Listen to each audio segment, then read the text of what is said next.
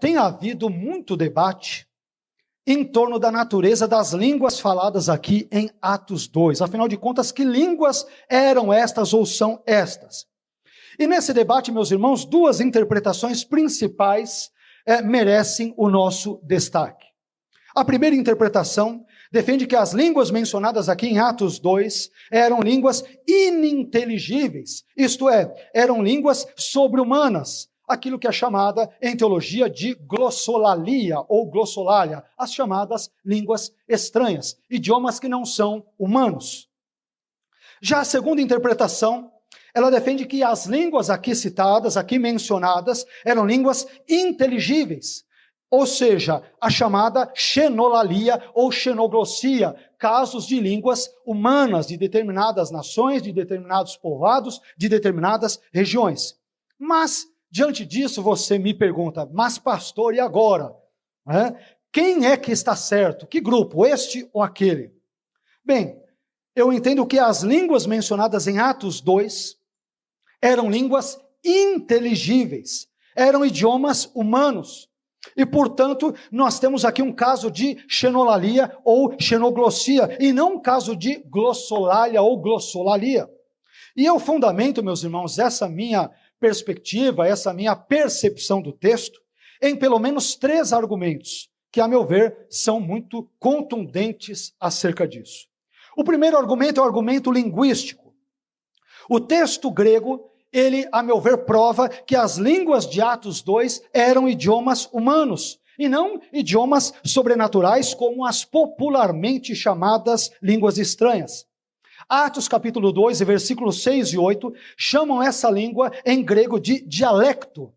E dialecto é um termo que dá origem à nossa palavra portuguesa dialeto. E que, por sua vez, significa linguagem de uma nação ou de uma determinada região ou povoado. Portanto, é uma língua humana. E o texto grego me favorece esse tipo de leitura. O segundo argumento é o argumento contextual. O contexto parece que prova que as línguas de Atos 2 eram idiomas humanos. E isso ele prova muito claramente, até em português, até para quem nunca estudou o grego. Veja bem, Atos 2,6 diz que cada um os ouvia falar em sua própria língua, a língua em que ele era nativo. Atos 2,8 declara que os ouvimos cada um de nós em nossa própria língua materna, a língua pátria, a língua da localidade de onde nós viemos. E por fim, Atos capítulo 2, versículos 9 a 11, parte A, menciona os nomes de 15 povos cujas línguas puderam ser identificadas durante a festa de Pentecostes. E por que puderam ser identificadas? Porque eram idiomas humanos, eram línguas humanas, tão simples quanto isso. Mas um terceiro e último argumento, que, a meu ver, favorece a ideia de que as línguas aqui em Atos 2 eram línguas humanas, é o argumento da compreensibilidade.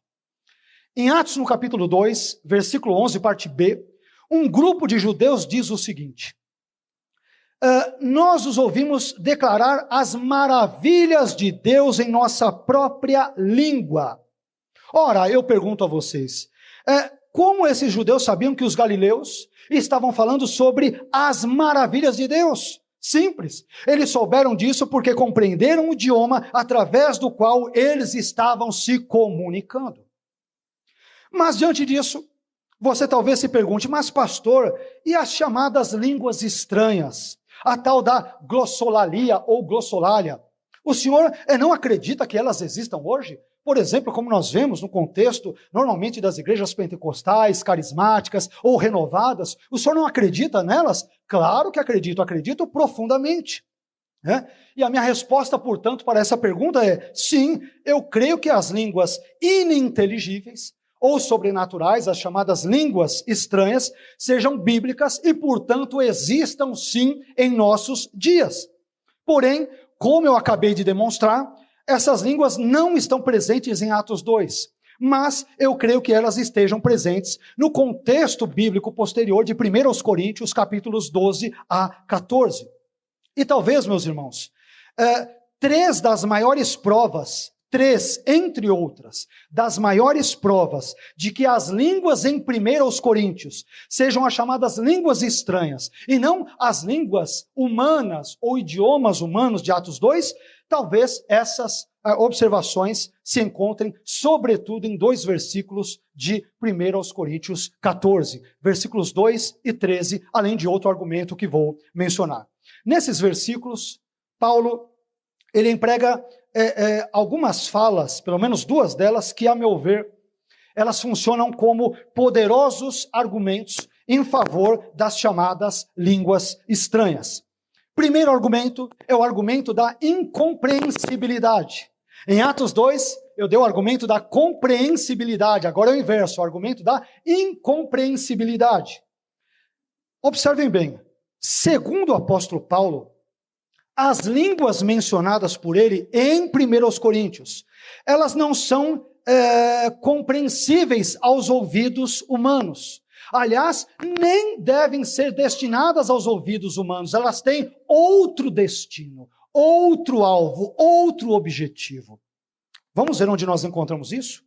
Paulo diz em 1 Coríntios 14, 2, que o que fala em línguas não fala aos homens, senão a Deus. Por quê? Porque ninguém o entende. E em espírito fala de mistério.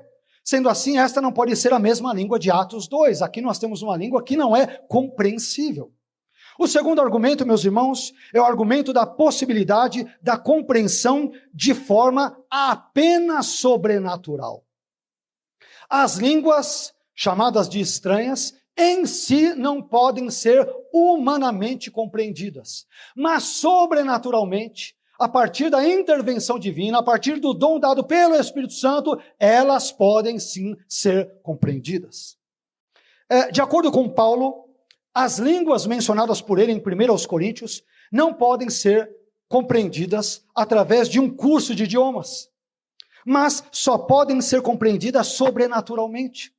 Paulo diz o seguinte, e este versículo, a meu ver, ele é muito convincente. Paulo diz o seguinte em 1 Coríntios 14, 13. Ele diz o seguinte: portanto, o que fala em línguas, as chamadas línguas estranhas, o que fala em línguas, ele dirá, ore para que possa interpretá-la. O que fala em línguas, ore para que possa interpretá-la. Por que Paulo não disse, estude para que possa interpretá-la? E a resposta é bastante simples. Paulo disse, ore para que possa interpretá-la e não estude para que possa interpretá-la, porque esse tipo de língua não pode ser aprendido em uma escola de idiomas e nos bancos de uma faculdade.